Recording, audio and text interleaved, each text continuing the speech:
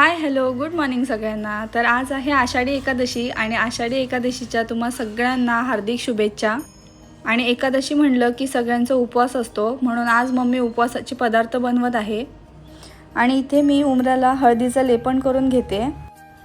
आज मला उठून सगळं आवरायला ऑलरेडी लेट झालेला आहे, त्यामुळे मी इथे छोटीशीच रांगोळी काढली आहे।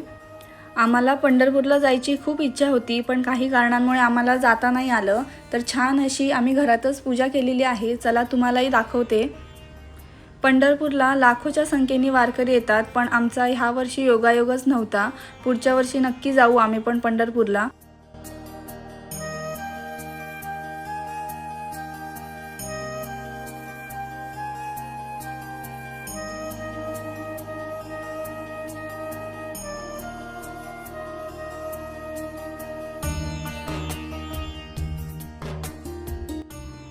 इथे माझी छान अशी पूजा झालेली आहे, पाहू शकता।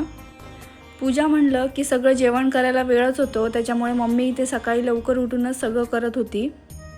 तर आज आम्ही इथे उपवासाला रताळी उकडली आहे, तसेच साबुदाणा खिचडी करणार आहे आणि इथे वरीच्या तांदळाचा भात देखील तयार आहे। आणि त्यासोबत उपवासाची बटाटा भाजी आणि आमटी देखील करणार आहे, शेंगदाण्याचं कूट आणि खोबऱ्याचं वाटण घालून। तर खिचडीसाठी पहा, इथे काल रात्री साबुदाणा भिजवला होता, तर छान असा 8 ते 10 तास साबुदाणा भिजला आहे। तर छान अशी इथे आम्ही विठ्ठलाची गाणी लावलेली आहेत। तर इथे मम्मीने छान असे खिसलेले बटाटे घालून खिचडी बनवलेली आहे।